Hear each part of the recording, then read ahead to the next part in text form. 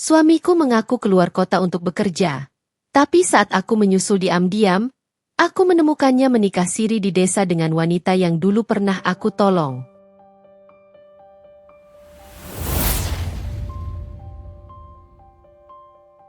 Pagi itu, sinar matahari menembus lembut celah tirai ruang tamu, membangunkan Dita dari tidurnya. Ia terpejam sebentar, menikmati hangatnya cahaya yang jatuh di wajahnya. Di luar, suara burung gereja berkejaran, menciptakan harmoni yang menenangkan. Rumah kecil itu tampak rapi. Wangi sabun lavender menguar dari kamar mandi, sementara aroma nasi hangat mulai memenuhi udara. Dita menatap ke arah dapur, di mana segelas kopi hitam sudah ia siapkan di atas meja makan. "Kopi kesukaanmu, Mas?" gumamnya pelan, sambil menuang susu ke dalam cangkir lain. Tangan halusnya bergerak teratur, terbiasa melayani, terbiasa memberi. Renal, suaminya, muncul dari kamar dengan kemeja biru langit yang sudah disetrika rapi. Rambutnya sedikit berantakan, tapi di mata Dita, lelaki itu tetap tampak tampan seperti pertama kali mereka bertemu 5 tahun lalu di sebuah seminar kewirausahaan. Dulu, Dita hanya karyawan administrasi sederhana, sementara Renal sedang merintis karir di bidang marketing. Dari pertemuan singkat itu, cinta tumbuh, tulus dan tanpa banyak janji manis. "Sayang, kamu bangun pagi banget," ucap Renal dengan suara serak khas orang baru bangun tidur, sembari mencium kening Dita. Dita tersenyum kecil. "Aku cuma nggak mau kamu telat kerja. Aku tahu kamu lagi banyak proyek." Renal duduk, menyesap kopi sambil membaca pesan di ponselnya. Sementara Dita, tanpa banyak bicara, menyiapkan sarapan sederhana. Omelet, nasi hangat, dan sambal terasi buatan sendiri. Ia tahu, di balik kesibukan suaminya, hal kecil seperti ini bisa jadi bentuk cinta yang paling nyata. "Aku suka banget kalau kamu masak begini," kata Renal, menatap istrinya sejenak. "Rasanya kayak rumah yang beneran." Dita tertawa kecil. "Emang rumah kita ini bukan rumah beneran?" candanya. Renal ikut tertawa, lalu mencubit lembut pipinya. "Kamu tuh, selalu bisa bikin aku tenang." Momen itu sederhana, tapi bagi Dita, kebahagiaan kecil semacam ini adalah harta yang tak ternilai. Ia tak pernah menuntut banyak. Ia percaya, cinta bisa bertahan hanya dengan kepercayaan dan pengertian. Namun, sejak beberapa bulan terakhir, ada hal-hal kecil yang berubah. Renal mulai sering lembur. Telepon yang dulu dijawab cepat, kini kadang diabaikan. Jika Dita menanyakan alasan, Renal selalu berkata, "Proyek baru, sayang. Targetnya tinggi, aku harus fokus." Dan Dita, seperti istri yang baik, hanya mengangguk. Ia percaya. Ia tak ingin terlihat curiga atau cerewet. Siang itu, setelah Renal berangkat kerja, Dita duduk di ruang tamu sambil menatap jam dinding. Rumah terasa terlalu sepi. Hanya suara kipas angin berputar pelan menemani pikirannya yang melayang entah kemana. Ia mengambil album foto pernikahan mereka. Ada foto ketika Renal menatapnya di pelaminan dengan senyum bahagia, foto saat mereka bulan madu ke Yogyakarta, dan foto-foto saat mereka berdua masih hidup di kontrakan sempit sebelum punya rumah ini. Dita menelusuri gambar-gambar itu dengan jari, senyumnya getir. "Dulu kamu bilang, aku satu-satunya alasan kamu kerja keras. Tapi sekarang, apa aku masih jadi alasan itu, Mas?" bisiknya lirih. Sore harinya, Dita pergi ke warung dekat rumah untuk membeli beberapa bahan dapur. Di sana, ia bertemu Bu Ratmi, tetangga sebelah yang terkenal suka ngobrol. "Suamimu jarang kelihatan, Dit," kata Bu Ratmi sambil menimbang cabai. "Kerja di mana sekarang? Lihat kamu sering sendirian, kasihan juga." Dita menahan napas sejenak sebelum menjawab. "Iya, Bu. Renal lagi banyak proyek di luar kota." "Wah, bagus dong. Tapi hati-hati loh, sekarang banyak godaan di luar sana." Ucapan itu mungkin hanya gurauan, tapi di telinga Dita terdengar seperti peringatan. Ia tersenyum, tapi hatinya tak tenang. Malamnya, Renal pulang agak larut. Dita sudah menunggu di meja makan, mengenakan daster lembut warna hijau muda. "Mas lapar? Aku masak sop ayam," katanya lembut. Renal hanya menjawab singkat, "Nggak usah repot. Aku udah makan di luar tadi." Jawaban itu membuat dada Dita terasa sesak, meski ia berusaha tersenyum. "Oh, ya sudah. Mau teh hangat?" Renal menggeleng, berjalan ke kamar, dan beberapa menit kemudian, suara air dari shower terdengar. Dita mematung di ruang makan, menatap 2 piring kosong di atas meja. Piring yang seharusnya digunakan untuk makan bersama, kini hanya tinggal 1. Ia memadamkan lampu dapur dan berbaring di kasur, tapi matanya sulit terpejam. Dalam diam, ia mulai merasakan sesuatu yang ia takuti selama ini. Kehilangan kehangatan yang dulu memenuhi rumah mereka. Renal tertidur cepat malam itu. Sementara Dita menatap langit-langit kamar, matanya basah. Di hatinya, ia masih berdoa. Semoga semua ini hanya fase. Semoga kesibukan suaminya benar-benar demi masa depan mereka, bukan untuk hal lain. Namun jauh di lubuk hatinya, ada suara kecil yang berbisik, "Dita, sesuatu sedang berubah." Dan malam itu, untuk pertama kalinya dalam 4 tahun pernikahan mereka, Dita merasa sendirian. Hari-hari berikutnya berjalan seperti air yang mengalir lambat namun terasa berat bagi Dita. Setiap pagi ia tetap menyiapkan sarapan seperti biasa, tetap menyetrika kemeja Renal, tetap menyiapkan bekal makan siangnya, seolah semua baik-baik saja. Tapi dalam dirinya, ada ruang kosong yang semakin hari semakin melebar. Ruang yang dulu diisi oleh perhatian dan kehangatan seorang suami. Renal kini hampir tak pernah sarapan bersama. Ia selalu terburu-buru, sering keluar rumah sebelum Dita sempat memanggilnya. "Mas, sarapannya bentar lagi jadi," seru Dita dari dapur. "Nggak usah, aku udah telat. Nanti aku makan di jalan aja," jawab Renal tergesa-gesa sambil memasukkan map ke dalam tas. Pintu menutup keras, meninggalkan keheningan yang terasa menusuk. Dita berdiri di dapur, menatap 2 piring omelet yang masih mengepulkan asap. Ia duduk perlahan, memandangi makanan itu lama, lalu berbisik lirih, "Dulu kamu yang paling suka sarapan buatan aku, Mas." Ia mencoba menepis rasa kecewa, tapi kenyataan bahwa suaminya mulai menjauh membuat dadanya sesak. Ia tahu, dalam setiap pernikahan pasti ada masa-masa seperti ini. Masa di mana rutinitas dan kesibukan perlahan mengikis romantisme. Tapi ini terasa berbeda. Ada jarak yang bukan sekadar waktu dan pekerjaan, tapi perasaan yang perlahan memudar tanpa alasan jelas. Siang itu, Dita menyibukkan diri dengan berjualan online. Ia menjual baju-baju yang ia jahit sendiri, hasil belajar dari YouTube selama pandemi. Beberapa pelanggan setia memuji hasil jahitannya yang rapi, membuatnya sedikit lebih bersemangat. Setidaknya, ada hal yang bisa membuatnya merasa berguna.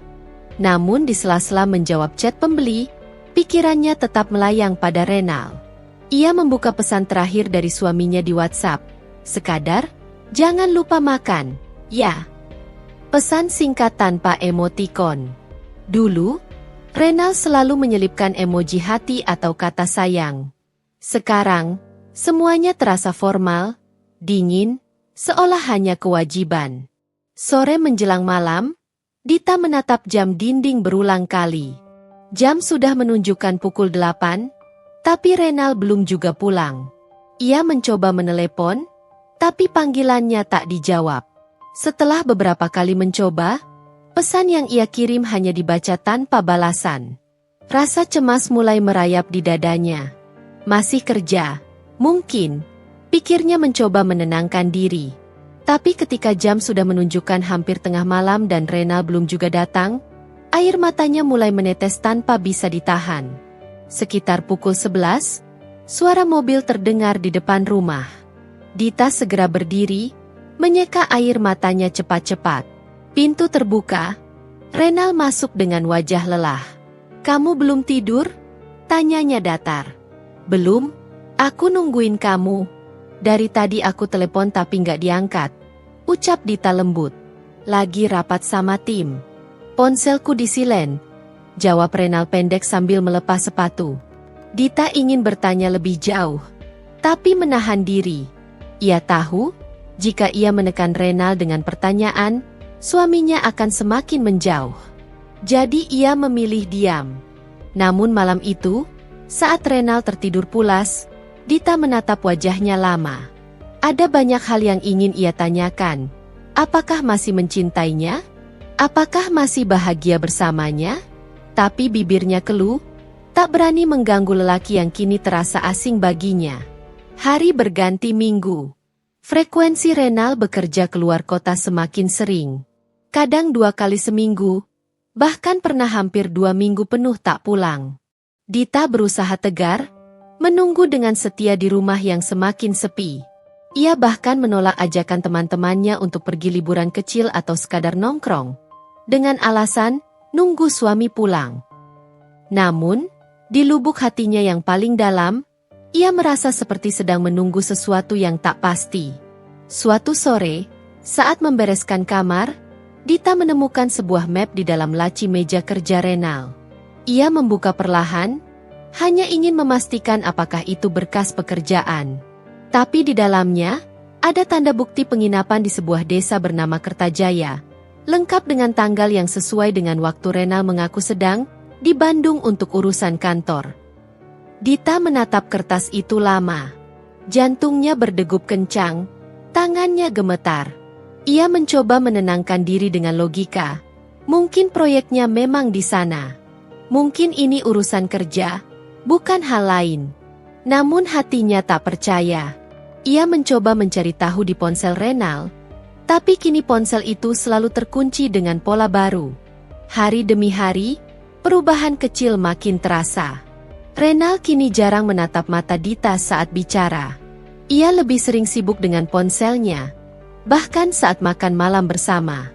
Dita yang dulu jadi tempat bercerita, kini hanya jadi pendengar yang tak pernah diberi kesempatan berbicara.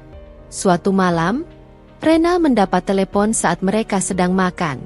"Sebentar ya, ini klien penting," katanya sambil berdiri. Ia berjalan keluar rumah, berbicara dengan suara pelan namun nada lembut yang tak pernah ia gunakan saat berbicara dengan Dita. Dita diam, tapi hatinya bergetar hebat. Ia tahu nada itu. Nada yang hanya digunakan seorang lelaki saat berbicara dengan wanita yang disayanginya. Ketika Renal masuk kembali, Dita berpura-pura tak tahu. Tapi malam itu ia menangis diam-diam di kamar mandi, menahan suara agar tak terdengar. Dalam tangisnya, ia teringat seseorang, Rena. Wanita itu dulu datang ke rumahnya dalam keadaan babak belur, korban kekerasan dari pacarnya. Dita menolongnya tanpa pamrih. Memberi tempat tinggal, makanan, bahkan sedikit uang agar Rena bisa memulai hidup baru. Mereka sempat dekat, layaknya saudara. Tapi setelah Rena pindah keluar kota, komunikasi mereka terputus. Dan anehnya, malam itu entah kenapa wajah Rena muncul begitu jelas di benaknya. Ia tak tahu kenapa. Hanya firasat kecil yang membuat dadanya terasa nyeri. Seminggu kemudian, Renal kembali pamit. "Sayang, aku harus keluar kota lagi. Ada proyek baru." "Mungkin seminggu," ucapnya sambil mengemasi pakaian. "Kemana kali ini?" tanya Dita pelan. "Keluar Jawa, proyek desa." "Jangan khawatir, aku kabarin tiap malam," jawabnya cepat, tanpa menatap wajah Dita. Dita hanya mengangguk. Dalam dirinya, ada sesuatu yang mulai retak. Ia tidak ingin menuduh tanpa bukti, tapi nalurinya sebagai istri tahu, ada sesuatu yang disembunyikan Renal. Malam itu, ia menatap koper suaminya yang tergeletak di dekat pintu, lalu berbisik dalam hati.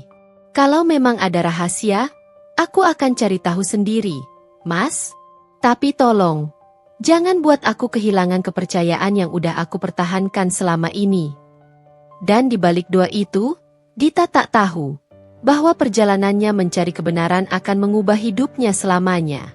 Pagi itu, langit mendung. Udara dingin terasa menembus hingga ke dalam rumah.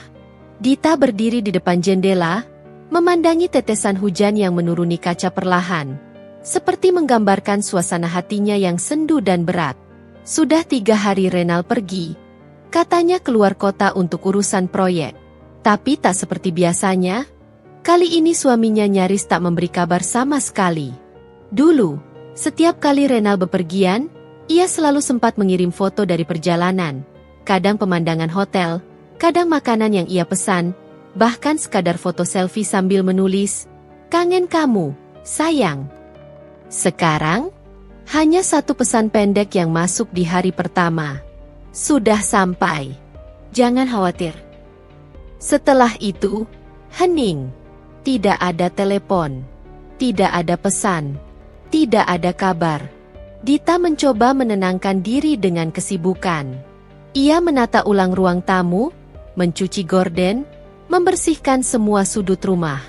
Tapi semakin ia berusaha mengalihkan pikiran, semakin hatinya terasa gelisah. Setiap kali melihat layar ponselnya yang kosong dari notifikasi, rasa sepi itu makin menggigit. Ia duduk di kursi, menatap jam dinding. Waktu terasa berjalan sangat lambat. Sore menjelang malam, Dita memutuskan untuk menelepon Renal. 1 kali, tidak diangkat. 2 kali, masih tak dijawab. Ketiga kalinya, panggilannya langsung terputus. "Kenapa, Mas? Kenapa kamu nggak jawab?" bisiknya, nyaris tak terdengar. Ia mencoba menghubungi lewat pesan, menulis, "Mas, kamu di mana? Aku cuma mau tahu kabar kamu." Tapi hanya centang 2. Tak kunjung dibaca. Hatinya makin tak tenang. Ia mencoba menghibur diri dengan menonton televisi, tapi semua acara terasa hambar. Akhirnya ia mematikan TV dan mengambil ponsel suaminya yang lama. Ponsel yang masih disimpan di laci sejak Renal mengganti yang baru beberapa bulan lalu. Entah dorongan dari mana, ia menyalakan ponsel itu. Setelah menunggu beberapa menit, layar menyala, menampilkan beberapa pesan lama yang belum sempat terhapus. Sebagian besar memang percakapan pekerjaan, tapi di antara deretan chat itu, ada satu nama yang membuat Dita berhenti bernapas sejenak. Rena. Nama itu terasa familiar, menusuk ingatan lamanya seperti pisau tumpul yang menyayat pelan. Rena, wanita yang dulu ia tolong. Wanita yang datang dalam keadaan hancur, penuh luka lebam, menangis di depan pintu rumahnya sambil memohon pertolongan. Dengan tangan gemetar, Dita membuka chat itu. Pesan terakhir tertulis, "Makasih udah mau dateng, Mas. Aku bener-bener butuh kamu di sini." Tanggal pesan itu, 2 minggu lalu. Tepat saat Renal mengaku keluar kota untuk rapat proyek. Dita menatap layar itu lama, dadanya serasa diremas. Air mata mulai menggenang, tapi ia menahan agar tidak jatuh. Mungkin cuma salah paham, mungkin cuma kerjaan, ia berbisik pada diri sendiri. Tapi semakin ia mencari alasan, semakin logikanya menolak. Ia menelusuri percakapan sebelumnya. Ada beberapa pesan yang sudah dihapus, tapi ada satu yang tersisa di bawah. "Aku rindu. Mas, kapan kamu kesini lagi?" Dita tak sanggup membaca lebih lanjut. Ponsel itu nyaris terjatuh dari tangannya. Ia menutup wajah, menggigit bibirnya kuat-kuat agar tidak menangis keras.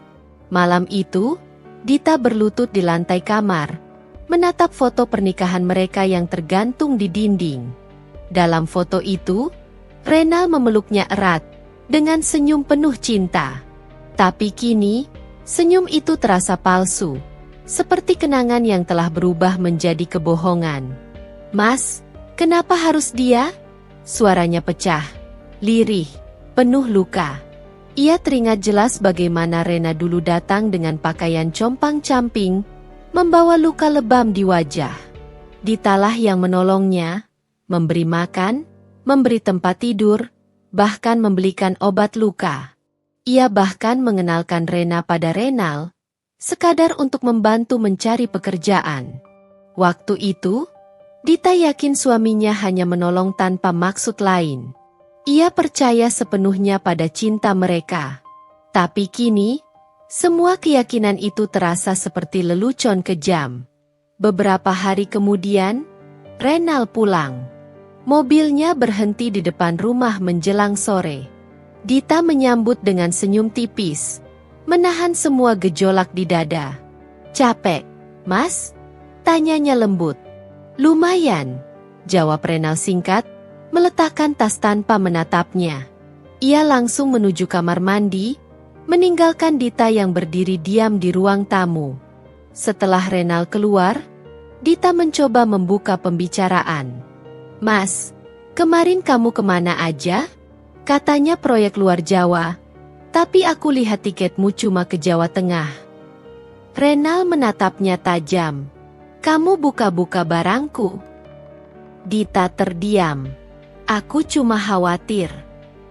"Kenapa sih kamu jadi curigaan gini?" "Aku kerja, Dit. Buat kamu juga. Tapi kamu nggak pernah kasih kabar." "Karena sibuk." "Kamu pikir aku main-main di sana?" Nada suara Renal meninggi. Dita menunduk. Air matanya mulai jatuh. "Aku nggak nuduh, Mas. Aku cuma takut kehilangan kamu." Ucapan itu seharusnya meluluhkan hati siapapun. Tapi tidak malam itu. Renal hanya menghela napas keras, mengambil jaket, dan berkata pelan namun dingin, "Aku capek. Aku pengen istirahat."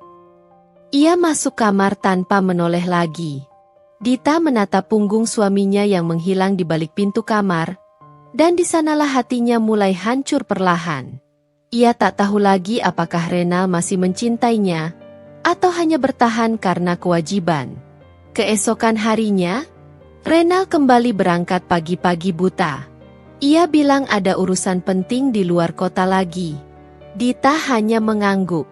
Tapi begitu mobil suaminya menghilang di ujung jalan, ia segera menyalakan laptop Renal yang tertinggal di meja kerja. Di dalam folder dokumen, ia menemukan file tiket perjalanan. Nama kota yang sama muncul kembali, Kertajaya. Sebuah desa kecil di luar kota tempat Rena dulu tinggal setelah keluar dari rumah kontrakan mereka dulu. Dita mematung. Napasnya tercekat. Hatinya berbisik, ini bukan kebetulan. Ia mencari informasi tentang desa itu di internet. Foto-foto yang muncul menunjukkan daerah pedesaan dengan sawah hijau dan rumah-rumah sederhana. Tidak ada tanda-tanda proyek besar seperti yang sering diceritakan Renal. Dita menutup laptop dengan gemetar. Kali ini, firasatnya benar-benar tak bisa lagi ia abaikan. Malamnya, ia duduk di teras sendirian, menatap langit yang kelam. Lampu jalan berkelap-kelip, sementara suara jangkrik terdengar samar. Dalam keheningan itu, Dita membuat keputusan besar. Kalau benar Mas Renal ke Kertajaya, aku akan ke sana. Aku harus tahu sendiri kebenarannya. Tangannya menggenggam erat cangkir teh hangat, matanya menatap kosong. Ia tidak tahu apa yang akan ia temukan di sana, kebenaran, atau luka yang lebih dalam dari yang bisa ia bayangkan.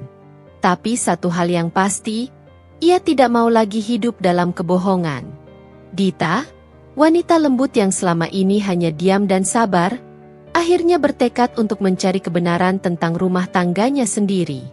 Dan perjalanan itu baru saja akan dimulai. Hari itu suasana rumah begitu sepi. Tak ada tawa Renal, tak ada gurauan kecil yang biasa menyambut Dita sepulang kerja. Hanya suara detak jam dinding dan kipas angin yang berputar lambat, menambah rasa hampa yang mengendap di dada. Sudah 2 minggu Renal pergi keluar kota. Awalnya Dita mencoba untuk tidak berpikir buruk. Ia berusaha meyakinkan dirinya bahwa suaminya memang sedang sibuk. Namun, semakin lama, semakin banyak hal yang terasa janggal. Panggilan video yang dulu rutin dilakukan setiap malam kini nyaris tak pernah terjadi lagi. Setiap kali Dita menelepon, alasannya selalu sama. Maaf, sayang. Lagi lembur, banyak kerjaan. Aku capek banget. Nanti aja ya, aku kabarin. Nada suaranya terdengar datar, berbeda dari biasanya. Namun, malam itu Dita mendapat pesan yang membuat jantungnya berdetak cepat. Pesan dari sahabatnya, Naya, yang kebetulan sedang berada di kampung halaman mereka, di daerah tempat Renal mengaku bekerja. Naya, Dit, jangan kaget ya. Tapi aku barusan lihat seseorang yang mirip banget sama Renal di pasar sini. Sama perempuan. Mereka kelihatan dekat banget. Aku yakin itu dia. Dita terdiam menatap layar ponselnya. Tangan kirinya bergetar tanpa sadar. Menggenggam ponsel terlalu kuat hingga buku jarinya memutih. Gak mungkin, gumamnya pelan. Namun, logika mulai berbicara. Ia tahu Naya bukan tipe orang yang suka membuat gosip. Naya selalu hati-hati, apalagi soal hal serius seperti ini. Dita membalas dengan cepat. Dita, kamu yakin itu Renal? Aku takut salah orang. Naya, aku yakin banget, Dit. Dia pakai jaket abu-abu yang biasa dia pakai, dan aku sempat dengar orang manggil namanya, Mas Renal. Tubuh Dita lemas. Ia terduduk di sofa dengan mata berkaca-kaca. Antara ingin marah, sedih, dan tidak percaya. Kalau benar dia, kenapa? Siapa perempuan itu? Pikirnya. Malam itu Dita hampir tidak tidur. Ia hanya duduk di kamar, menatap foto pernikahan mereka yang tergantung di dinding. Wajah Renal di sana tersenyum bahagia. Sementara di hatinya kini mulai tumbuh benih curiga. Keesokan paginya, Dita memutuskan untuk memberanikan diri menghubungi Renal lagi. Ia ingin mendengar suaranya, mencari kebenaran dari mulut suaminya sendiri. Telepon berdering cukup lama sebelum akhirnya diangkat. Halo, sayang. Ada apa? Kamu lagi di mana, Nal? Masih di proyek. Lagi padat banget. Kenapa? Aku cuma pengen denger suaramu. Kamu gak kirim kabar. Aku khawatir. Iya, maaf ya. Aku beneran sibuk banget. Kalau aku bisa pulang cepat, pasti aku pulang kok. Ada jeda panjang di antara percakapan itu. Dita menggigit bibirnya, mencoba menahan emosi. Nal, kamu beneran di proyek, kan? Renal terdiam sesaat sebelum menjawab. Iya, Dit, kamu kenapa sih nanyanya gitu? Nada Renal berubah tajam, seolah sedang diserang. Dita pun buru-buru mengalah. Enggak, aku cuma nanya. Aku kangen aja. Ya udah, nanti aku kabarin lagi. Ya, aku harus lanjut kerja. Klik. Telepon ditutup. Dita menatap layar ponselnya lama sekali. Tidak ada ucapan, aku juga kangen. Tidak ada nada lembut seperti biasanya. Semua terasa asing. Beberapa hari kemudian, Naya kembali mengirim pesan. Naya, Dit, aku nggak tahu gimana ngomongnya. Tapi aku barusan dengar gosip dari warga sini. Katanya ada pria dari kota yang baru aja menikah siri sama janda muda di sini. Dan, namanya disebut Renal. Kali ini dada Dita benar-benar sesak. Air matanya jatuh tanpa bisa dibendung. Tuhan, jangan sampai ini benar. Namun di sisi lain, hatinya seperti menolak untuk percaya sepenuhnya. Ia masih berpegang pada keyakinan bahwa mungkin ini hanya kesalahpahaman, bahwa Renal tidak mungkin melakukan hal sekeji itu. Tapi rasa penasaran menggerogoti pikirannya, menuntut kebenaran yang nyata. Malam itu Dita menulis di jurnal pribadinya, sesuatu yang sudah lama tak ia lakukan. Jika benar dia mengkhianatiku, aku tidak akan menangis lagi. Aku akan mencari kebenaran dengan mataku sendiri. Tulisannya diakhiri dengan titik tegas, seperti sebuah janji yang tertanam di hati. Beberapa hari berikutnya, Dita berpura-pura tenang di depan keluarga Renal. Ia masih melayani mertuanya seperti biasa, memasak dan membersihkan rumah tanpa menunjukkan perubahan sikap. Tapi di dalam hatinya, ia sudah merencanakan sesuatu. Ia mulai menabung uang dari hasil kerjanya sebagai guru les privat. Setiap lembar rupiah ia simpan diam-diam di dalam dompet kecil yang disembunyikan di lemari pakaian. "Aku akan menyusulmu, Renal," bisiknya pada dirinya sendiri.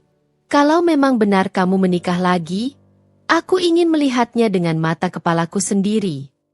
Suatu sore, saat Dita pulang dari les, ia melihat foto lama terjatuh dari rak buku.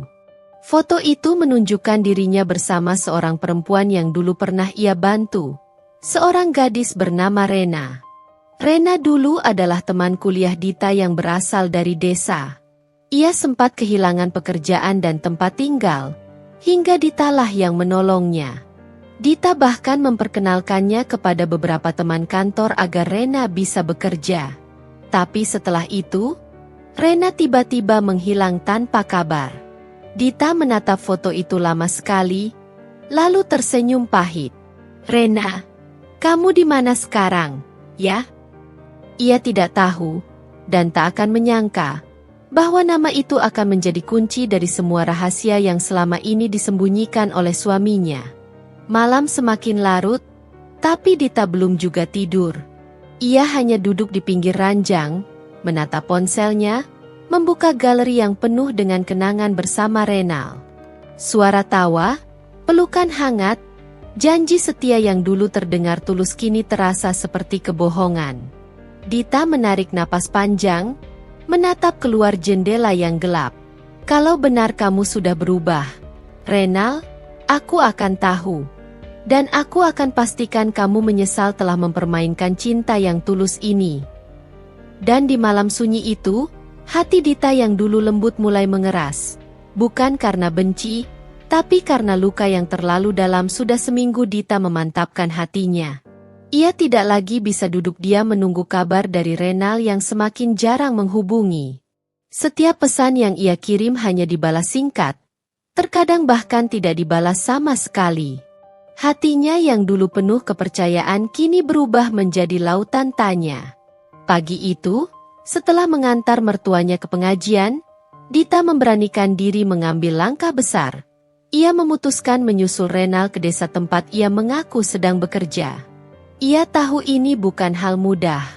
Ia harus mempersiapkan alasan agar kepergiannya tidak menimbulkan kecurigaan. Di dapur, sambil menyiapkan teh untuk ibu mertuanya, Dita mencoba bersikap setenang mungkin. "Bu, Dita izin ya.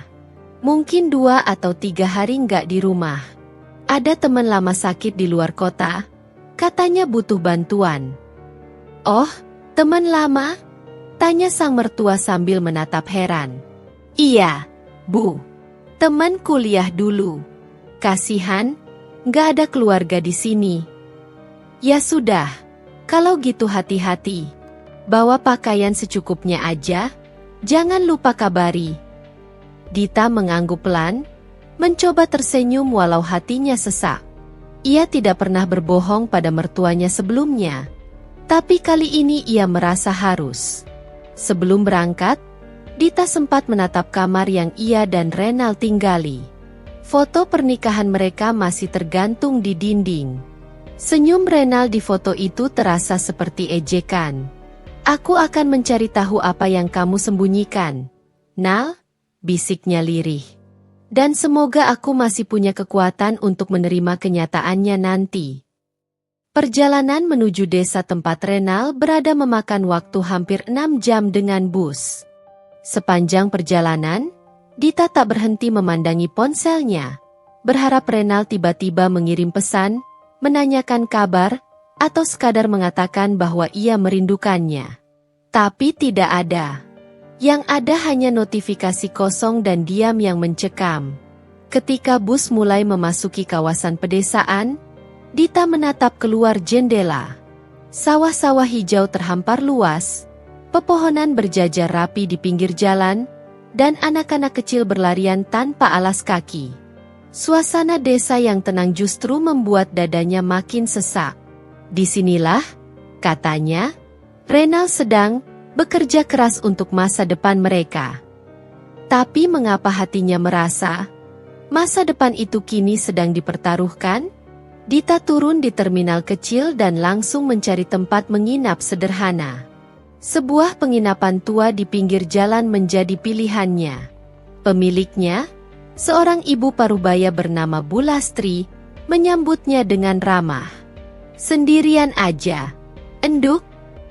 "Iya, Bu. Saya ada urusan beberapa hari di sini." "Oh, ya sudah.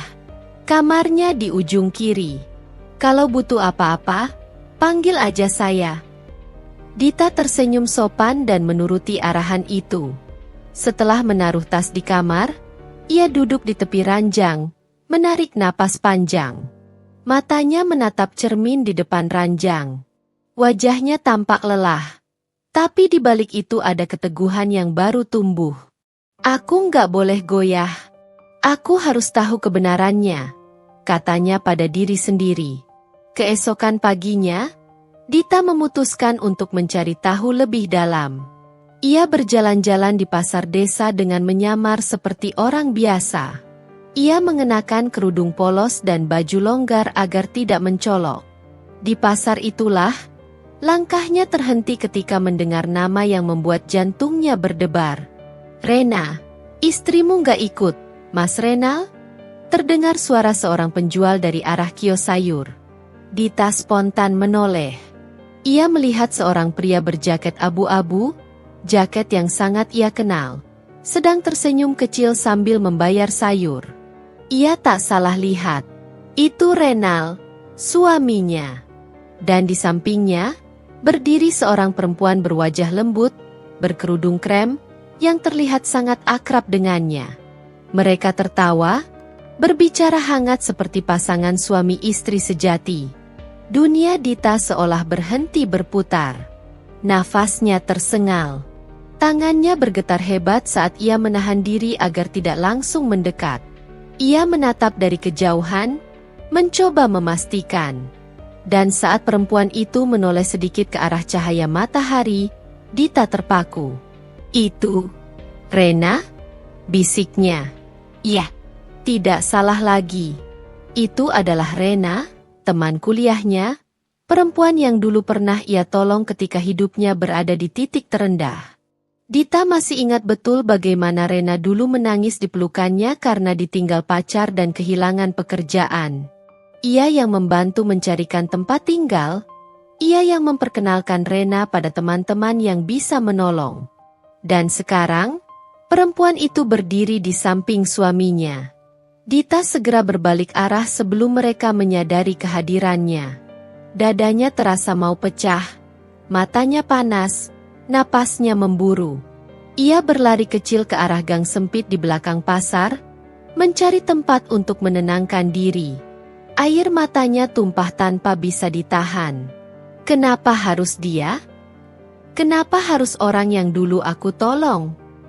Suara tangisnya tertahan di dada. Ia menutup mulutnya agar tak terdengar oleh orang sekitar. Dunia seperti runtuh seketika. Sore harinya, setelah sedikit tenang, Dita kembali ke penginapan. Ia duduk di tepi ranjang sambil memegang foto lamanya bersama Rena yang sempat ia temukan beberapa hari lalu. Kini semuanya masuk akal. Jadi ini alasan kamu menghilang, Renal? Alasan kamu jarang pulang. Namun Dita tahu, menangis tidak akan menyelesaikan apapun. Ia tidak mau pulang dengan tangan kosong. Ia ingin membawa bukti yang bisa menjelaskan segalanya.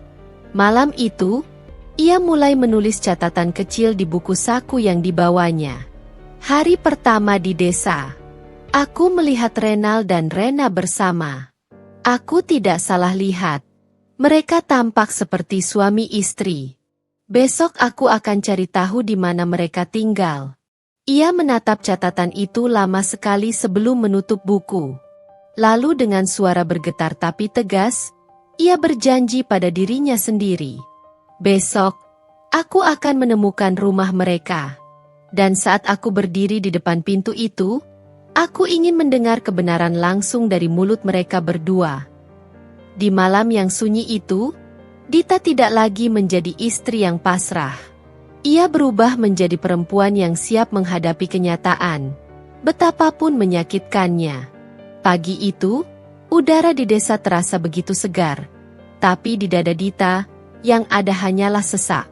Ia sudah menyiapkan diri sejak subuh, menyembunyikan rambut di balik kerudung hitam, mengenakan gamis sederhana, dan menenteng tas kecil berisi ponsel, buku catatan, serta sedikit uang. Matanya bengkak karena semalaman tak tidur, tapi tekadnya bulat. Hari ini ia harus tahu segalanya. Bu Lastri, pemilik penginapan, sempat menatapnya penasaran. "Enduk, mau kemana pagi-pagi begini?" "Ada yang mau saya temui, Bu," jawab Dita singkat sambil tersenyum tipis. Senyum yang menutupi luka besar di balik dadanya. Dita berjalan kaki menyusuri jalan tanah yang membentang menuju arah pasar, lalu berbelok ke perkampungan yang diceritakan oleh Naya sebelumnya. Di sana, rumah-rumah kayu berjajar rapi di antara pepohonan kelapa dan hamparan sawah. Anak-anak berlari sambil tertawa. Suara ayam berkokok terdengar di kejauhan. Tapi bagi Dita, semua itu tak lagi terasa indah. Dunia yang damai ini justru menjadi saksi langkahnya menuju pengkhianatan. Ia berhenti di sebuah warung kecil di tepi jalan dan membeli air mineral. Sambil menyerahkan uang, Dita memberanikan diri bertanya pada penjualnya, seorang ibu setengah baya yang tampak ramah. "Bu, saya mau tanya, di sini ada rumahnya Mas Renal, nggak ya? Katanya dia kerja di proyek dekat sini." Ibu itu berpikir sejenak, lalu menjawab, "Mas Renal? Yang baru nikah sama Mbak Rena itu, ya?" Dita membeku. Tenggorokannya kering. Iya, mungkin itu. Rumahnya di mana?" "Ya, Bu. Itu. Enduk. Jalan aja lurus ke utara. Nanti ada rumah kayu besar di sebelah pohon mangga.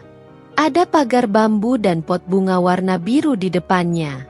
Rumahnya itu yang paling sering rame. Soalnya baru aja hajatan kecil beberapa waktu lalu." Hajatan kecil. Kata itu menghantam dada Dita seperti batu. Ia menunduk cepat, pura-pura tersenyum agar tidak terlihat goyah. "Terima kasih, Bu." Tangannya menggenggam botol air begitu kuat saat melangkah pergi. Ia hampir tidak merasakan tanah di bawah kakinya. Hanya suara jantungnya sendiri yang berdetak kencang di telinga. Beberapa menit kemudian, Dita sampai di depan rumah yang dimaksud. Rumah itu memang sederhana. Terbuat dari kayu tapi terlihat baru direnovasi. Di depannya ada bunga mawar merah di pot besar, dan pagar bambu dengan cat baru. Dita berdiri di seberang jalan, mengamati dari balik pohon. Dari dalam rumah terdengar suara perempuan tertawa pelan. Lalu pintu terbuka, dan Rena keluar membawa pakaian basah untuk dijemur di halaman. Ia tampak tenang, lembut, seperti perempuan desa pada umumnya. Tapi yang membuat dada Dita semakin panas, di jari manis Rena melingkar cincin perak yang sama persis dengan cincin kawin Renal. Beberapa saat kemudian, Renal muncul dari dalam rumah. Ia mengenakan kaos putih dan celana pendek, membawa segelas teh, lalu menghampiri Rena dengan senyum hangat. "Jangan jemur di situ, sayang. Anginnya nggak masuk." "Iya, Mas," jawab Rena sambil tertawa kecil. Dita tertegun. Ia mendengar sendiri panggilan itu, sayang. Dan lebih menyakitkan lagi, cara Renal menatap Rena, sama persis seperti dulu ia menatap Dita. Air mata Dita menetes, tapi ia segera menyekanya. Ia tidak boleh menangis di depan umum. Tidak sekarang. Ia mengeluarkan ponselnya perlahan, mengambil foto dari kejauhan.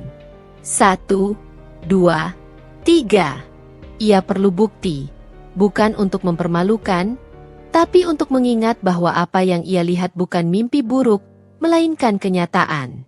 Tiba-tiba suara sepeda motor membuat Dita tersadar. Ia buru-buru bersembunyi di balik semak. Seorang tetangga datang membawa beras dan menyerahkannya ke Rena. "Ini, Mbak Rena," katanya. "Mas Renal nitip beli beras dari pasar." "Oh, iya, makasih, Mbak," jawab Rena sambil tersenyum hangat. "Masih rejeki suami? Alhamdulillah." Rena terlihat bahagia. Dan itu justru membuat Dita merasa seperti ditikam.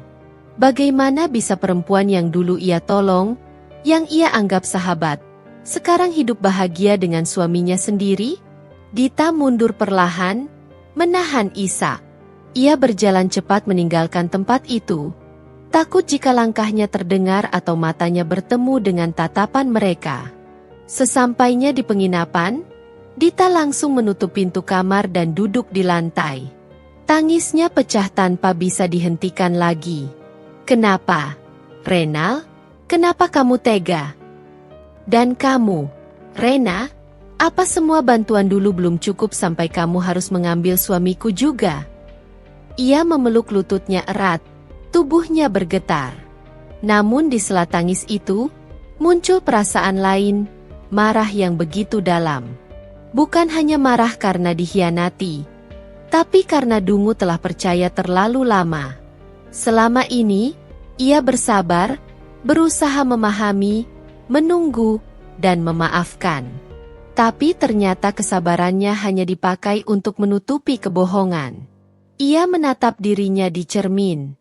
Wajahnya pucat, tapi di matanya ada kilatan tegas yang belum pernah ada sebelumnya. Kalau mereka pikir aku cuma akan diam, mereka salah besar. Malamnya, Dita kembali membuka buku catatan. Dengan tangan bergetar, ia menulis. Hari kedua, aku melihatnya. Rumah itu ada. Mereka benar-benar tinggal bersama. Aku mendengar sendiri Rena memanggil Renal. "Mas." Aku melihat mereka tertawa, bahagia, tanpa rasa bersalah. Besok aku akan cari tahu lebih banyak. Aku harus tahu apakah mereka benar-benar menikah siri seperti kata orang. Ia menutup buku itu perlahan. Kali ini, bukan hanya luka yang tumbuh di dalam dirinya, tapi juga sebuah tekad. Tekad untuk mengungkap segalanya, meski harus hancur setelahnya. Sebelum tidur, Dita membuka ponselnya. Ada pesan baru dari Renal. "Renal, sayang, aku nggak bisa video call malam ini. Sinyal di sini jelek banget. Aku capek banget juga. Kamu jangan mikir aneh-aneh ya." Dita tersenyum getir. "Iya, Nal, aku nggak mikir aneh-aneh. Aku cuma akhirnya tahu siapa kamu sebenarnya." Ia menutup pesan itu, lalu mematikan lampu. Dalam gelap, air matanya jatuh tanpa suara. Tapi dalam hatinya ia sudah bersumpah. "Besok, aku akan mencari bukti pernikahan kalian. Dan setelah itu, kalian akan tahu bagaimana rasanya dikhianati oleh orang yang paling kalian percayai." Pagi itu, udara masih diselimuti kabut tipis ketika Dita bangun dari tidur yang tak pernah benar-benar lelap. Kepalanya berat, matanya sembab, tapi tekad di hatinya masih sama seperti semalam. Ia harus tahu semuanya, sampai ke akar. Setelah berwudu dan menenangkan diri, Dita menyiapkan langkah berikutnya, mencari bukti resmi. Jika benar Renal menikah siri, pasti ada orang yang tahu. Entah penghulu, kepala desa, atau tetangga sekitar. Ia ingin kebenaran itu keluar dari mulut seseorang, bukan sekadar dari gosip atau penglihatan. Ia menatap wajahnya di cermin. "Kamu harus kuat, Dita," bisiknya. "Biarpun hatimu remuk, jangan sampai mereka tahu kamu hancur." Lalu dengan langkah pelan tapi mantap, ia meninggalkan penginapan. Jalan menuju rumah kepala desa tak jauh dari tempatnya menginap. Orang-orang di desa itu ramah. Beberapa menatapnya heran karena wajahnya belum pernah mereka lihat. Tapi Dita tetap tersenyum, berpura-pura tenang meski jantungnya berdetak cepat. Rumah kepala desa, Pak Surono, tampak sederhana tapi terawat. Ia mengetuk pintu perlahan. Tak lama, seorang lelaki parubaya berwajah teduh keluar menyambut. "Iya, Mbak. Ada keperluan apa?" "Selamat pagi, Pak. Saya Dita, dari kota. Maaf mengganggu waktunya. Saya mau tanya sedikit tentang salah satu warga di sini, kalau Bapak berkenan." Pak Surono menatap dengan raut penasaran, lalu mempersilakan Dita duduk di teras. "Silakan, Enduk. Siapa yang mau ditanyakan?" "Saya dengar di sini ada seorang pria bernama Renal. Katanya dia kerja proyek di desa ini. Apa betul, Pak?" Pak Surono mengangguk. "Oh, Mas Renal? Iya, betul. Dia orang kota, tapi sekarang menetap di sini.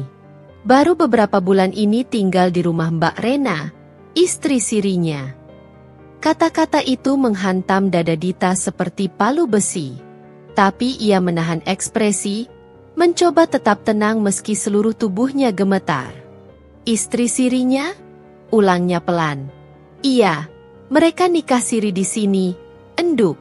Saya sendiri yang jadi saksi. Waktu itu mereka bilang nikah tanpa acara besar, cuma dihadiri tetangga dan ustaz kampung. Alasannya, katanya keluarga si laki-laki belum siap diberitahu." Dita menunduk. Bibirnya bergetar tanpa suara. Rasanya seperti dunia tiba-tiba gelap. "Bapak tahu kapan mereka menikah?" "Kurang lebih 2 bulan lalu. Rena sempat bilang dia bersyukur punya suami yang bertanggung jawab. Saya pikir, ya sudah baguslah, toh keduanya dewasa." Dita menatap kosong ke arah lantai. 2 bulan lalu? Itu berarti saat Renal bilang ia sedang dinas keluar kota untuk proyek besar. Saat Dita masih mengiriminya doa setiap malam. Saat ia masih setia menunggunya pulang. "Pak, maaf, apakah Bapak tahu siapa penghulu atau ustaz yang menikahkan mereka?"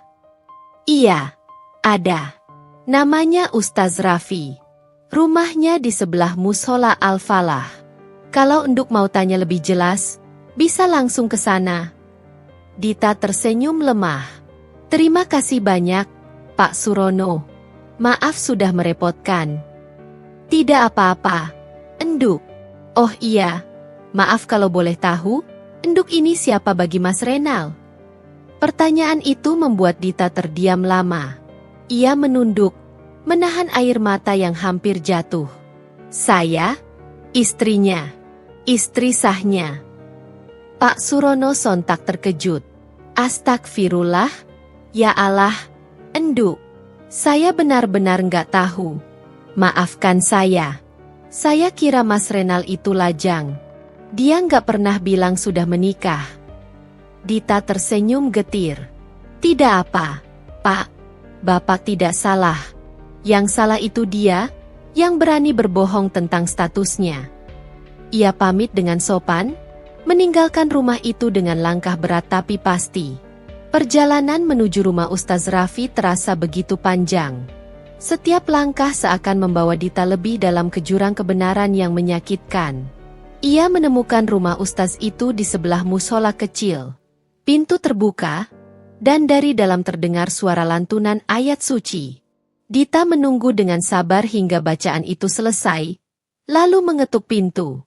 Seorang pria berusia sekitar 50 tahun keluar dengan wajah teduh. "Assalamualaikum, Nak. Ada yang bisa saya bantu?" "Waalaikumsalam, Ustaz. Maaf mengganggu. Saya Dita, dari kota. Saya ingin memastikan sesuatu. Apakah benar Ustaz pernah menikahkan seorang pria bernama Renal dengan perempuan bernama Rena?" Ustaz Raffi tampak berpikir sejenak, lalu mengangguk. "Iya, benar. Saya masih ingat karena mereka baru menikah beberapa bulan lalu. Kenapa, Nak? Dita menelan ludah, matanya mulai berkaca-kaca. Ustaz, saya istri sah dari Mas Renal. Saya tidak tahu kalau dia menikah lagi secara siri. Wajah Ustaz Raffi langsung berubah kaget. Astagfirullah, ya Allah.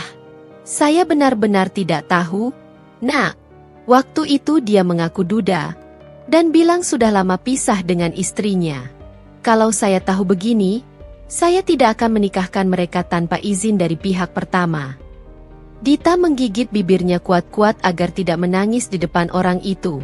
Ustaz, saya mohon, apakah Ustaz masih menyimpan salinan akad atau bukti pernikahan mereka? Ada, Nak. Biasanya saya simpan arsip sederhana untuk catatan pribadi. Tapi kalau kamu mau lihat, nanti saya ambilkan. Beberapa menit kemudian, Ustaz Raffi keluar dengan map biru berisi dokumen. Di sana tertera nama Renal Ramadan, Rena Anggreni. Tanggal 14 Agustus. Saksi Surono, Kepala Desa. Dita menatap lembaran itu dengan tangan bergetar. Air matanya jatuh menimpa tulisan di atas kertas, membuat tinta sedikit kabur. Jadi ini benar, kamu menikah lagi, Renal, bisiknya lirih. Ustaz Raffi tampak menyesal.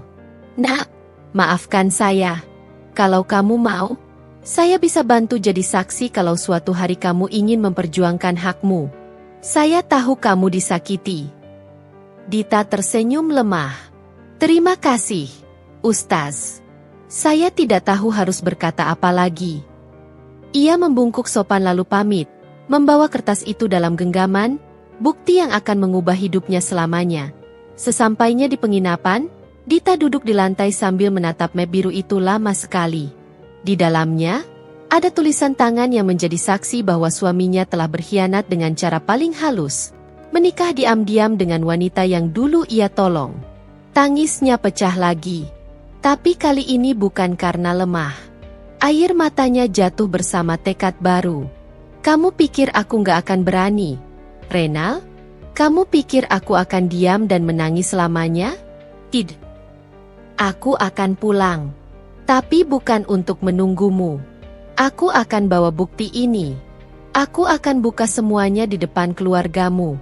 Dan kamu akan tahu seperti apa rasanya kehilangan harga diri karena kebohonganmu sendiri. Dita memeluk map biru itu erat-erat. Seperti memeluk luka yang sudah tak bisa dihindari lagi. Malam itu, ia tidak hanya menjadi istri yang disakiti, tapi juga perempuan yang siap menuntut keadilan atas hatinya yang diinjak-injak. Pagi itu, langit tampak kelabu.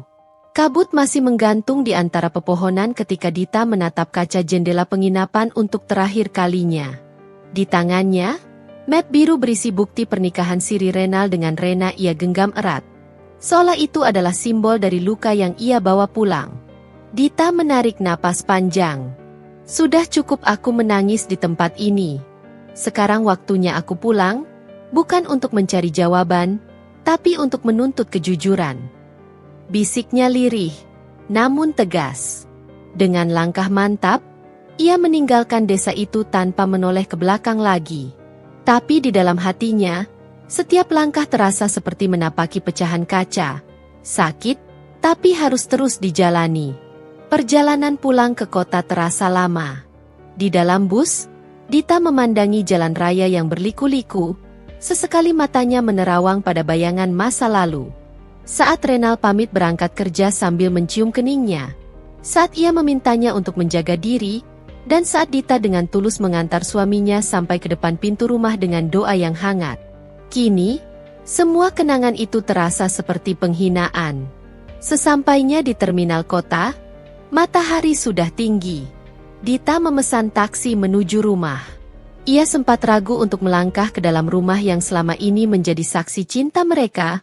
Rumah yang kini terasa seperti bangunan kosong tanpa makna. Begitu tiba di depan pagar, pandangannya tertumbuk pada taman kecil yang dulu selalu mereka rawat berdua. Bunga mawar yang dulu mereka tanam bersama sudah layu, seolah ikut merasakan kehancuran cinta pemiliknya. Dita membuka pagar perlahan dan melangkah masuk. Hening. Hanya suara jam dinding yang berdetak pelan menemani langkahnya. Di ruang tamu, foto pernikahannya dengan Renal masih tergantung di dinding. Ia berhenti di depan foto itu. Matanya menatap tajam pada wajah Renal dalam gambar. Senyum yang dulu menenangkan kini terasa seperti senyum dari seorang penipu. "Kamu bisa tipu semua orang, Renal," bisik Dita lirih. "Tapi kamu nggak bisa tipu Tuhan." Air matanya menetes. Tapi kali ini ia cepat menyekanya. Tidak ada lagi tangisan panjang. Tidak ada lagi Ishak yang memohon penjelasan. Yang tersisa hanyalah keheningan dan niat untuk membongkar semua. Tak lama kemudian, suara mesin mobil terdengar dari luar. Dita tahu suara itu, mobil hitam yang biasa dikendarai Renal. Ia langsung berdiri dan bersembunyi di balik tirai. Hatinya berdegup kencang. Tak lama, pintu terbuka, dan sosok Renal masuk sambil membawa koper. Wajahnya tampak lelah, tapi di matanya tersimpan ketenangan orang yang merasa aman dari kesalahan. Renal meletakkan koper, menoleh, dan matanya langsung membulat melihat Dita berdiri di ruang tamu. "Dita?" "Iya, aku," jawab Dita datar. Kamu dari mana?" "Aku pikir kamu di rumah orang tuamu. Dan aku pikir kamu keluar kota untuk kerja. Tapi ternyata kamu ke desa, menikah lagi."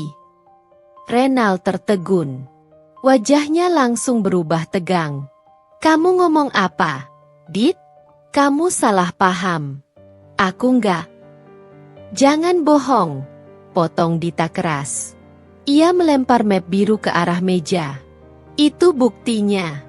Aku sudah ke desa itu, Renal. Aku sudah ketemu kepala desanya, bahkan ustaz yang menikahkan kalian." Renal terdiam. Wajahnya pucat. Ia menatap map itu dengan pandangan kosong. "Aku nggak mau dengar alasan apapun. Aku cuma mau kamu jujur. Kamu nikah siri sama Rena, kan?" "Dita, aku bisa jelaskan." "Jelaskan?" Dita tertawa getir. "Setelah kamu hancurkan kepercayaanku, setelah kamu bohong soal kerjaan, dan tidur di rumah perempuan lain, jelaskan apa lagi, Renal?" Renal menghela napas, lalu duduk di sofa. "Aku nggak bermaksud nyakitin kamu. Waktu itu aku cuma kasihan sama Rena. Dia sendirian, nggak punya siapa-siapa. Aku cuma mau bantu dia." "Bantu?" Dita menatapnya tajam. "Bantu dengan cara menikahinya? Dengan cara mengkhianati istrimu sendiri?" Renal menunduk, tidak bisa membalas tatapan istrinya. "Kamu tahu, Dita, waktu aku ketemu Rena lagi, dia dalam keadaan susah. Aku ingat dulu kamu yang minta aku nolong dia waktu dia hampir kehilangan tempat tinggal. Aku cuma mau bantu." "Bantu atau karena kamu masih punya perasaan sama dia?" "Hah?" sergah Dita. "Jangan bawa-bawa rasa iba, Renal. Kamu melakukannya karena kamu mau, bukan karena kamu terpaksa." Renal diam. Diamnya itu sudah cukup jadi jawaban. Tangis Dita pecah lagi, tapi bukan karena lemah, melainkan karena kecewa. "Aku cuma minta satu hal, Renal, kejujuran. Tapi kamu nggak bisa kasih itu. Aku takut kehilangan kamu, Dit. Kamu udah kehilangan aku sejak pertama kali kamu bohong," jawab Dita dengan suara bergetar. Suasana hening. Hanya suara kipas angin yang berputar perlahan. Renal mencoba mendekat, tapi Dita mundur. "Jangan sentuh aku. Aku jijik. Renal, kamu tidur dengan perempuan yang dulu aku tolong. Perempuan yang kamu sebut cuma teman. Tapi diam-diam kamu jadikan istri. Aku nggak sangka, sedalam ini kamu menusukku." Renal mencoba bicara, tapi lidahnya keluh. Semua kata terasa percuma di hadapan Dita yang sudah memegang bukti nyata pengkhianatannya. Dita memungut map itu, lalu menatap Renal lurus-lurus. Kamu tahu apa yang paling menyakitkan? Apa? Bukan karena kamu menikah lagi, tapi karena kamu menghancurkan semua rasa percaya yang selama ini aku bangun dengan cinta dan pengorbanan. Ia melangkah ke pintu, tapi sebelum keluar, ia berkata lirih, tanpa menoleh. Aku akan buktikan, Renal, bahwa aku bisa bangkit tanpa kamu. Dan kamu akan tahu, kehilangan perempuan yang tulus jauh lebih menyakitkan daripada kehilangan apapun di dunia ini. Dita keluar, meninggalkan rumah itu dengan langkah mantap. Renal hanya berdiri mematung, matanya kosong, sementara map biru di tangannya terasa berat. Bukan karena kertasnya, tapi karena dosa yang tertulis di dalamnya. Sore itu, Dita memutuskan menuju rumah mertuanya. Ia tahu, cepat atau lambat, semua harus terbuka. Tidak hanya Renal yang harus bertanggung jawab, tapi juga keluarga yang selama ini selalu membelanya tanpa tahu kebenaran. Dalam hatinya, Dita berbisik pelan. Biar kali ini aku yang membuka semuanya. Biar mereka tahu siapa sebenarnya Renal yang selama ini mereka banggakan. Langit mulai gelap. Angin sore membawa aroma hujan. Dan di hati Dita, badai sudah siap datang. Hujan turun deras ketika Dita tiba di rumah mertua. Langit kelabu seolah ikut menyelubungi hatinya yang penuh amarah dan luka. Tangannya gemetar saat menekan bel. Suara lonceng kecil itu menggema di tengah suara hujan yang mengguyur deras.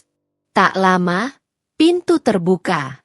Ibu mertuanya, Bu Ratna, muncul dengan wajah terkejut. Dita? Astaga, Nak, kamu kehujanan. Masuk dulu. Ayo. Dari mana aja kamu? Sayang? Renal katanya kerja di luar kota. Kamu sendirian di rumah? Nada suaranya lembut, penuh kasih seperti biasanya. Tapi bagi Dita, kelembutan itu kini terasa menyesakan. Ia masuk pelan, menatap sekeliling rumah yang dulu selalu membuatnya nyaman. Sekarang tempat itu terasa asing, dingin. Maaf, Bu, saya datang tanpa kabar, ucap Dita lirih, duduk di kursi tamu. Tidak apa-apa, Nak. Kamu kelihatan pucat. Kenapa? Ada masalah sama Renal? Pertanyaan itu membuat dada Dita sesak. Ia menarik napas panjang, lalu membuka tasnya. Dari dalam, ia mengeluarkan map biru yang kini sudah sedikit basah terkena hujan. Ia letakkan di meja, di depan Bu Ratna. Bu, tolong baca ini. Bu Ratna menatap heran, lalu membuka map itu perlahan. Begitu matanya membaca tulisan di lembaran itu. Nama Renal, nama Rena, tanda tangan saksi, dan tanggal pernikahan. Tubuhnya mendadak menegang. Ini, apa maksudnya, Dita? Itu bukti kalau Renal menikah lagi, Bu. Secara siri. Di desa tempat dia bilang kerja. Dan perempuan yang dia nikahi, Dita menatap lurus ke mata mertuanya. Adalah Rena. Perempuan yang dulu pernah saya tolong. Bu Ratna terdiam. Wajahnya memucat. Tidak mungkin. Renal nggak akan. Saya sudah ke sana sendiri, Bu. Saya ketemu kepala desanya, saksi pernikahannya, bahkan ustaz yang menikahkan mereka. Ya Tuhan. Bu Ratna memegangi dadanya, napasnya tersengal. Kenapa anak itu bisa segitu nekatnya?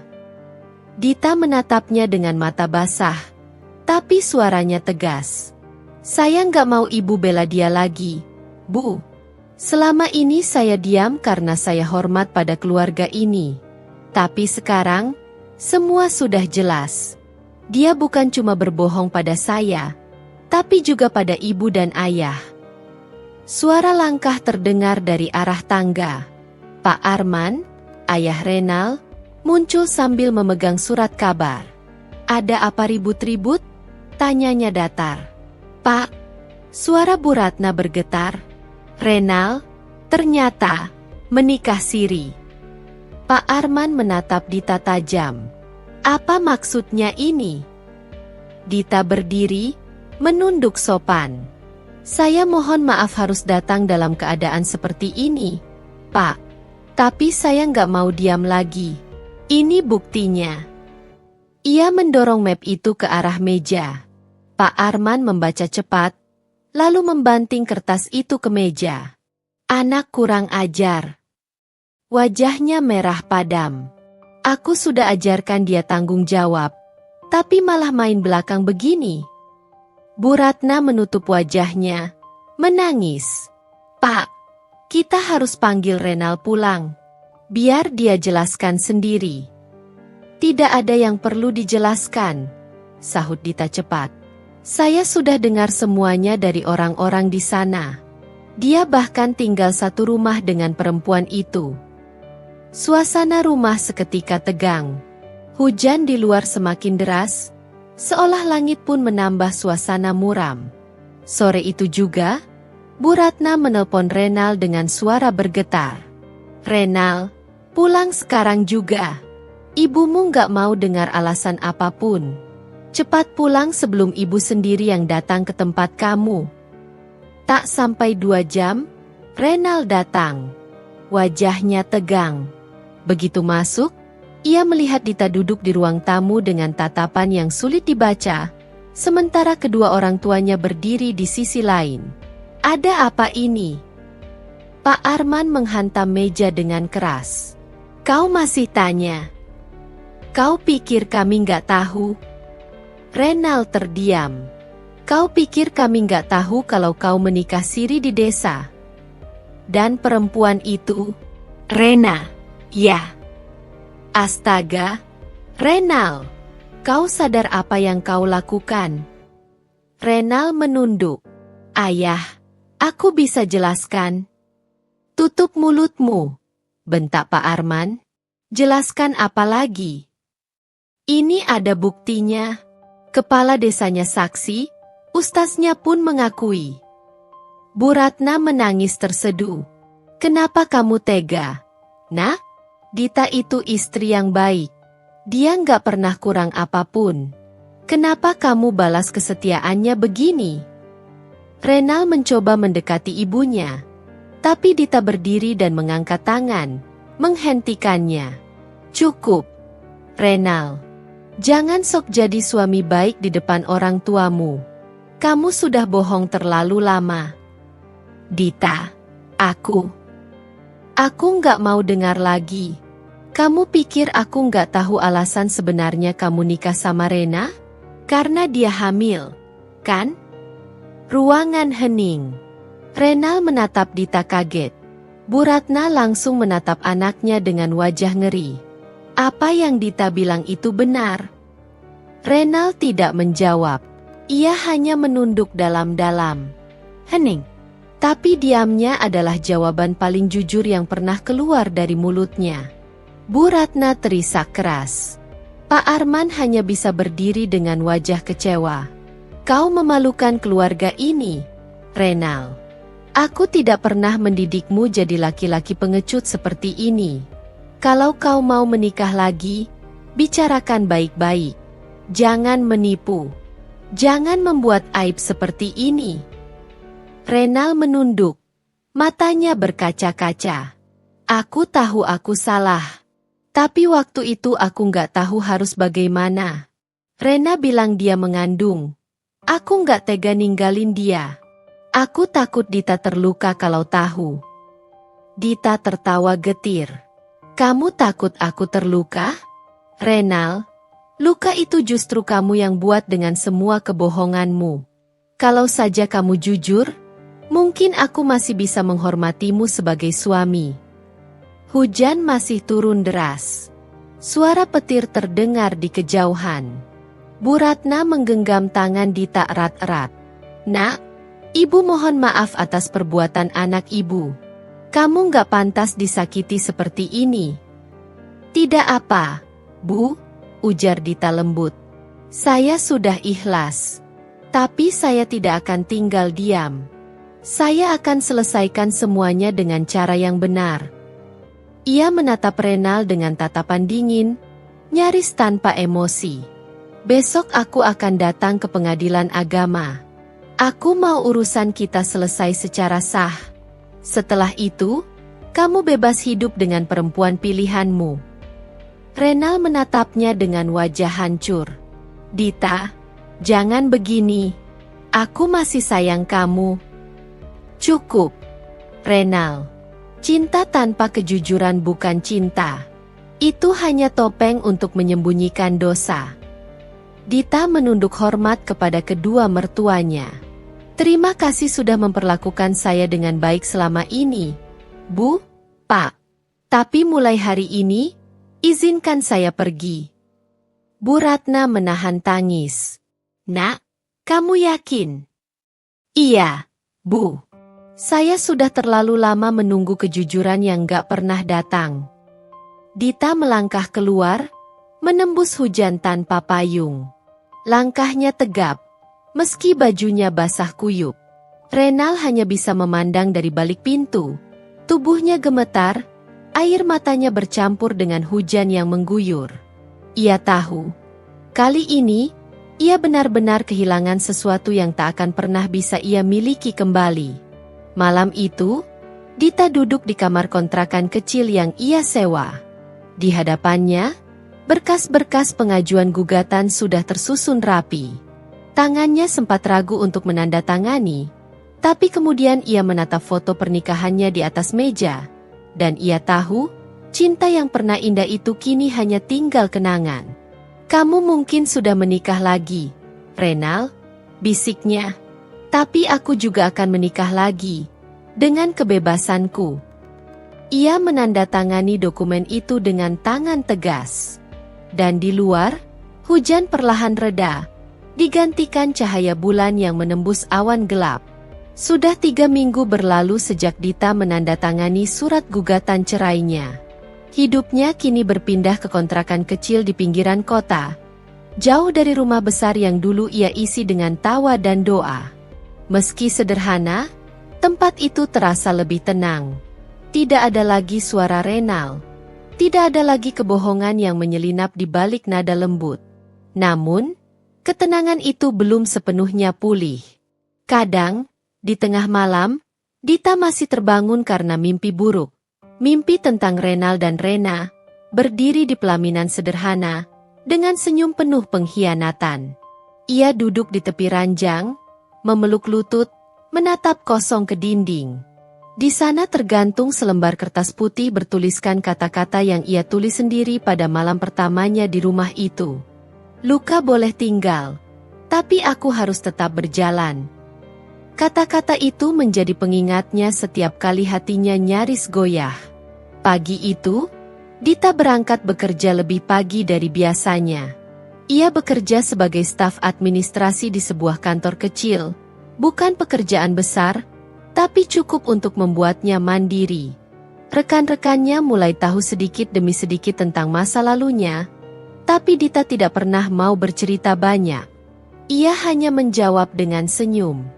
Namun di balik senyum itu, ada rasa sepi yang perlahan tumbuh. Setiap kali melihat pasangan suami istri datang ke kantor untuk urusan pekerjaan, ada bagian kecil dalam dirinya yang masih bertanya, kenapa aku tidak cukup untuk dicintai tanpa dikhianati? Tapi ia cepat-cepat mengusir pikiran itu. Ia tahu, pertanyaan itu tidak akan membawa apapun selain luka lama. Sore hari, sepulang kerja, Dita menerima pesan dari nomor tak dikenal. Dita, ini aku, Bu Ratna. Tolong temui ibu besok di rumah. Ya, ada hal penting yang harus kamu tahu. Dita menatap pesan itu lama. Ia sempat ragu. Pikirannya masih enggan bertemu siapapun dari keluarga Renal. Tapi sesuatu di dalam dirinya berkata bahwa ia harus datang. Mungkin ini tentang proses perceraian. Atau mungkin, sesuatu yang lebih dalam dari itu. Ia membalas pelan. Baik, Bu. Besok saya datang. Keesokan harinya, langit mendung. Dita datang dengan hati-hati. Rumah itu masih sama, tapi suasananya jauh berbeda. Begitu masuk, ia disambut oleh Bu Ratna yang tampak lebih tua dari terakhir kali ia lihat. Wajahnya sayu, matanya sembab. "Terima kasih sudah datang, Nak," ujar Bu Ratna lirih. "Ada apa, Bu?" "Kamu duduk dulu." "Ya, Ibu mau jelaskan sesuatu." Bu Ratna mengambil napas panjang. Tangannya gemetar saat memegang cangkir teh di meja. "Kamu tahu, setelah kejadian waktu itu, Renal nggak tenang. Dia nggak bisa tidur, nggak bisa kerja. Bahkan Rena sekarang sering datang ke rumah, nangis-nangis minta maaf." Dita menatapnya tanpa ekspresi. "Maaf tidak bisa menghapus luka, Bu." "Ibu tahu." Bu Ratna mengangguk pelan. "Tapi yang ibu mau bilang, Rena sekarang sedang hamil besar. Dan Renal mulai jarang pulang ke rumah perempuan itu." Dita tertegun. "Maksud ibu?" "Dia sering datang ke sini. Duduk di ruang tamu, diam berjam-jam. Kadang cuma bilang, 'Bu, Dita baik-baik aja nggak?'" Air mata Bu Ratna mulai jatuh. Dia menyesal, "Nak." Tapi penyesalannya datang terlambat. Dita memejamkan mata. Hatinya bergetar, tapi ia berusaha tetap tenang. "Bu, saya nggak tahu harus bagaimana menghadapi itu. Saya sudah terlalu capek untuk memaafkan seseorang yang bahkan tidak pernah meminta maaf dengan jujur di depan saya." "Ibu ngerti. Tapi ibu cuma minta kamu dengarkan dulu semuanya." Dia bilang, dia baru tahu kalau Rena selama ini memanfaatkan keadaan. Dita menatapnya, bingung. "Memanfaatkan?" "Iya. Ternyata waktu dia bilang hamil, itu bukan anak Renal. Itu alasan supaya Renal mau menikahinya. Dan sekarang, setelah anak itu lahir, wajahnya sama sekali nggak mirip." Kata-kata itu membuat dada Dita serasa berhenti berdetak sejenak. Jadi selama ini, semua karena kebohongan Rena? "Iya, Nak. Ibu baru tahu seminggu lalu. Renal datang ke sini, nangis seperti anak kecil. Dia bilang, dia ingin menemuimu, tapi takut kamu menolak." Dita terdiam. Dalam hatinya, ada campuran rasa marah, iba, dan getir yang berputar jadi satu. Rena menipunya. Tapi Renal tetap bersalah karena percaya pada kebohongan itu tanpa pernah memeriksa kebenarannya. "Bu, saya nggak tahu apa saya masih bisa ketemu dia lagi. Hati saya sudah terlalu penuh dengan luka." "Ibu nggak maksa, Nak. Tapi kadang, satu pertemuan bisa menenangkan hati yang belum selesai.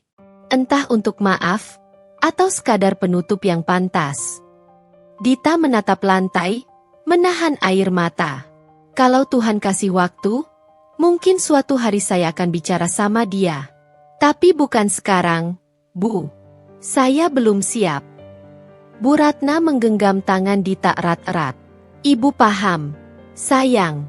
Ibu cuma ingin kamu tahu bahwa kamu bukan perempuan kalah. Kamu perempuan yang kuat. Kalau bukan kamu yang datang ke desa waktu itu, mungkin kebohongan itu tidak akan pernah terbongkar."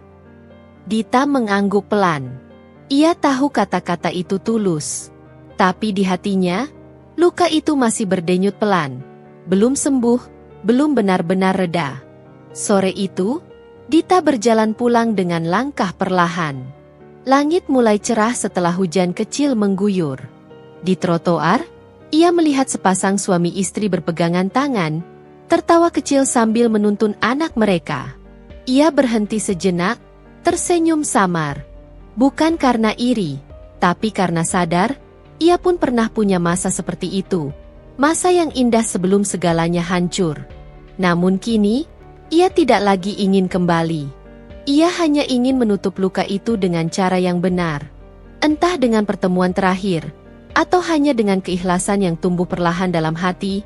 "Kalau Tuhan izinkan," bisik Dita pada dirinya sendiri, "aku akan bertemu Rena lagi. Tapi bukan untuk kembali, melainkan untuk mengakhiri semuanya dengan kepala tegak. Ia melangkah pergi, meninggalkan bayangan masa lalunya di bawah sinar matahari sore yang mulai merekah setelah badai panjang. 3 bulan telah berlalu. Musim hujan sudah berakhir, berganti dengan sinar matahari yang lebih hangat. Namun bagi Dita, perubahan musim bukan hanya pergantian cuaca. Itu pertanda bahwa waktu benar-benar telah berjalan, dan luka yang dulu terasa begitu perih kini mulai mengering perlahan. Pagi itu, ia sedang menyusun berkas di meja kantornya ketika seorang rekan datang tergesa-gesa. "Dita, ada tamu nyariin kamu di depan. Katanya penting banget." Dita menatap bingung. Ia berjalan keluar ruangan, dan di sana, berdiri sosok yang tak pernah ia sangka akan ia lihat lagi. Renal. Wajahnya jauh berbeda. Pucat, kurus, dan matanya sayu seolah kehilangan cahaya hidup.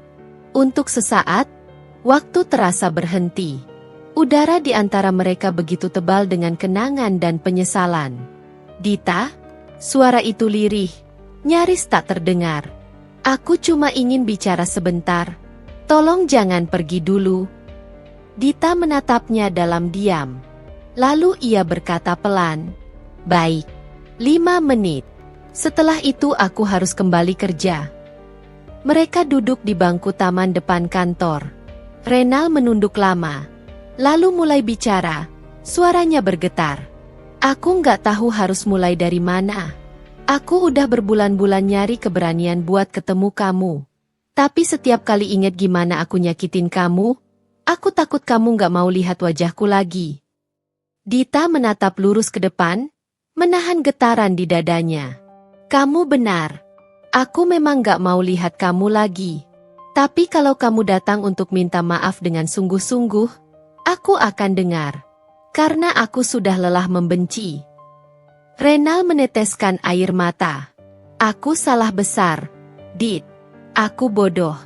Aku percaya kebohongan orang lain. Dan aku buang satu-satunya orang yang tulus sayang sama aku. Aku pikir kebahagiaan itu soal siapa yang buat aku senang, bukan siapa yang tetap tinggal di saat aku jatuh. Tapi aku sadar sekarang, kamu satu-satunya yang gak pernah pergi meski aku hancur." Hening sejenak. Hanya suara angin yang berhembus di antara mereka. "Rena sudah pergi," lanjutnya. "Dia ninggalin anak itu. Katanya bukan tanggung jawabku. Aku nggak marah. Aku cuma hancur. Aku baru ngerti rasanya ditinggalkan oleh orang yang kita percaya." Dita memejamkan mata, menahan air mata yang hampir jatuh. Ia menatap Rena lagi, bukan dengan benci, tapi dengan keikhlasan yang baru ia temukan dalam dirinya. "Renal," ucapnya lembut, "aku nggak akan bilang aku sudah lupa. Tapi aku sudah selesai. Aku sudah berdamai dengan semuanya. Aku maafkan kamu, bukan karena kamu pantas, tapi karena aku butuh tenang." Renal terisak. Ia mencoba menahan tangis, tapi gagal. "Terima kasih, Dit. Meski aku nggak pantas dimaafkan. Kamu nggak perlu berterima kasih. Aku cuma ingin kita sama-sama belajar.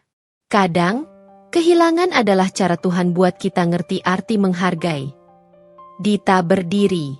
Ia menatap Renal untuk terakhir kalinya, lalu berkata dengan nada mantap, "Aku doakan kamu bisa menemukan jalanmu lagi.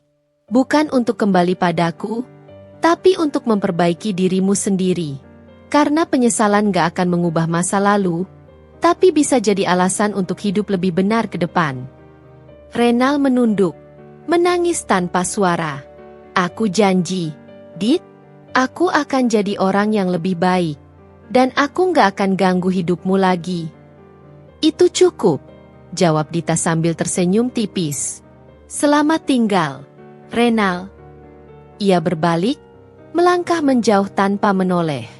Langkahnya ringan, bukan karena ia tidak terluka lagi, tapi karena akhirnya ia bisa berjalan tanpa membawa beban masa lalu di pundaknya.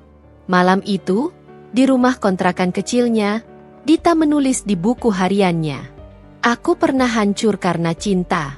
Tapi aku juga belajar bahwa luka bukan akhir dari segalanya. Kadang, Tuhan mengizinkan hati kita remuk supaya kita tahu cara membangunnya kembali, bukan untuk orang lain, tapi untuk diri sendiri. Ia menutup buku itu, menatap langit malam yang jernih di luar jendela. Untuk pertama kalinya, Dita tersenyum tanpa rasa sakit. Ia tahu, kisahnya dengan Renal sudah benar-benar berakhir, tapi hidupnya baru saja dimulai. Dalam hidup, tidak semua pengkhianatan harus dibalas dengan kebencian. Kadang, memaafkan bukan tanda lemah. Justru itulah bentuk kekuatan sejati. Kita tidak bisa mengubah masa lalu, tapi kita bisa memilih untuk tidak lagi hidup di dalamnya. Cinta sejati bukan hanya tentang memiliki, tapi tentang melepaskan dengan ikhlas saat tahu yang kita perjuangkan sudah bukan bagian dari takdir kita. Dan di balik setiap luka, selalu ada ruang bagi Tuhan untuk menumbuhkan kita menjadi pribadi yang lebih kuat, lebih bijak, dan lebih bahagia.